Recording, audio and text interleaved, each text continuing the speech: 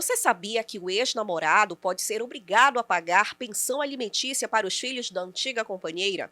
Estamos falando da pensão socioafetiva. Para conversar com a gente sobre esse assunto e esclarecer as principais dúvidas, eu convido a advogada da família, doutora Estefânia Lima, que já está com a gente aqui no estúdio do Roma News e vai bater um papo sobre esse assunto interessantíssimo, principalmente para as mães, não é mesmo, doutora? Com certeza, estou aqui para tirar todas as dúvidas. Doutora, conta pra gente o que configura uma pensão socioafetiva? Em que momento a mãe pode fazer essa requisição na justiça para que o ex-namorado pague a pensão alimentícia para os filhos? O que vai configurar é a prova de que aquele ex-namorado, aquele ex-companheiro ter exercido a paternidade daquele filho, né? Ele ter representado o pai durante o período do relacionamento. Ele exercia aquela função paterna, ele levava na escola, ele ensinava, ele representava na sociedade, perante a família, aquela função paterna. Então, assim que o relacionamento se finalizar, a mãe pode ingressar com a ação. E mesmo durante o relacionamento, ela pode pedir o reconhecimento dessa paternidade afetiva. E após o fim do relacionamento, ela pode ingressar com o pedido de alimentos. Doutora, mas assim, é obrigatório que ele more na casa, que eles tenham uma relação como se fosse uma família e o ex-namorado tenha assumido o papel, então, de pai da criança, de chefe da família, é isso? Não necessariamente, mas em regra, né, o ideal é que seja assim, que o pai, na verdade, que o companheiro, ele conviva com essa criança e exerça essa função ali diariamente, como se fosse o pai dele. Entendi. Mas essa pensão, ela tem que ter um prazo, digamos assim, do relacionamento para ela ser estipulada? Por exemplo, é um relacionamento de mais de um ano, aí separa, já pode entrar com essa solicitação ou não, não tem um prazo determinado? Não tem um prazo, mas é aquele período mínimo que se consiga provar que existiu aquele vínculo, que foi estabelecido o vínculo, que consiga comprovar que houve o afeto, que houve o reconhecimento daquela criança, daquele adolescente para aquela pessoa como pai, que ele se transformou como uma referência como pai daquela criança ou daquele adolescente. Tudo envolve a questão do sentimento, do vínculo afetivo. Porque Exatamente. tem alguns casos de pais, né, de namorados, perdão, que não se dão bem com os adolescentes ou não tem um vínculo afetivo. Mas tudo isso vai depender desse vínculo afetivo, seria isso? Isso, da relação que foi estabelecida entre essa criança e essa pessoa, esse namorado ou essa namorada. Doutora, essa pensão socioafetiva, ela exclui a pensão do pai biológico? De forma alguma, de forma alguma. A pensão socioafetiva, ela vai ser incluída, ela vai ser unificada com a pensão que o pai biológico vai pagar. E assim, como é que a mãe faz para dar entrada nesse pedido? Como é que funciona esse processo?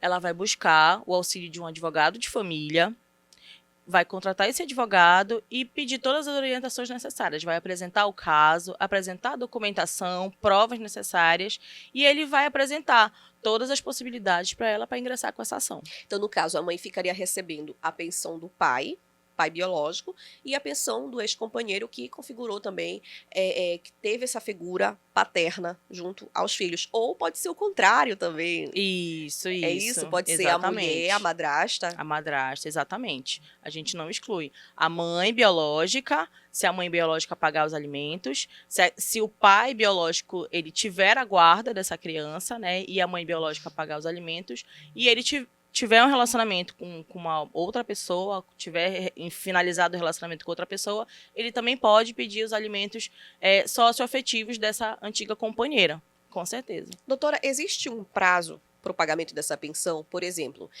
por quanto tempo o ex-companheiro ou a ex-companheira são obrigados a pagar essa pensão para a criança ou para o adolescente? Os alimentos por lei, eles são pagos até 24 anos, se o jovem já ele estiver matriculado em nível superior, nível técnico, tá? Porém, se for comprovada a necessidade dessa pessoa em continuar recebendo esses alimentos, eles podem prosseguir, mas precisam ser provados. Tá? Então, até 24 anos, se estiver estudando, se estiver matriculado ou se for comprovada a necessidade. E qual é o valor estipulado? Qual é a porcentagem que o ex-companheiro ou ex-companheira são obrigados a pagar? Isso é variável, é um valor variável. Ele vai de 10%, 15% do salário mínimo, dos vencimentos e vantagens dessa pessoa, 30%. Isso aí vai definir, quem vai definir é o juiz, baseado na necessidade daquela criança e das possibilidades da pessoa que vai estar pagando esses alimentos. Se no caso ele se recusar a pagar, porque existem casos de relações que são assim, termina um relacionamento, cria um vínculo afetivo com a criança ou com o adolescente, mas acabou, cada um pro seu lado, não tem que pagar nada. Ele até mesmo antes contribuía dentro da casa, mas acabou o relacionamento, foi embora, e aí? O que acontece se ele Bom, se negar a pagar? O juiz é que vai decidir. Né? O juiz vai decidir. Se o juiz fixar um valor, se ele entender que realmente houve esse relacionamento e foi se o juiz entender que desse relacionamento foi construída essa relação afetiva entre esse ex-companheiro e esse adolescente, essa criança, ele vai fixar esse valor. Caso essa pessoa se recuse a pagar, existem medidas judiciais que vão impor ele o pagamento, por exemplo, uma execução de alimentos, né, que é com pedido de prisão, por exemplo. Mas aí, no caso, a gente diz assim, não é obrigatório que o ex-companheiro seja casado. Basta ter o vínculo afetivo. Não tem obrigatoriedade de ter um casamento, uma união estável, mas tem que ser comprovado o vínculo afetivo. Esse ponto é importante. Isso, tem que ser comprovado o vínculo com essa criança, com esse adolescente. Doutora, agora conta pra gente, assim, qual é a importância dessa pensão socioafetiva? Por que a justiça brasileira entende que essa pensão precisou ser estabelecida para dar um suporte, um apoio maior para as mães? Por que essa pensão ela é importante? A criança tem as necessidades, né?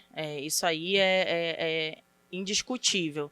E quando uma pessoa ela se insere na vida de outra, né? Inclusive que tem esses filhos, ela acaba dando esse suporte também financeiro, né? Então, um padrasto, quando entra na vida de uma mãe que tem esses filhos, ele acaba também assumindo essa responsabilidade financeira. Então, ele acaba arcando também, né? Isso aí é em proteção aos direitos dessa criança, tá? Então, para suprir as necessidades dessa criança, é em proteção aos direitos da criança e do adolescente. Perfeito, doutora. Muito obrigada pela sua participação, agradeço por ter esclarecido as dúvidas. Eu acredito que boa parte das mães não sabia sobre o assunto, ou se sabia, tinha só uma ideia rasa, vaga, e agora com certeza vai entender melhor sobre o assunto. A gente fica por aqui, e até a próxima.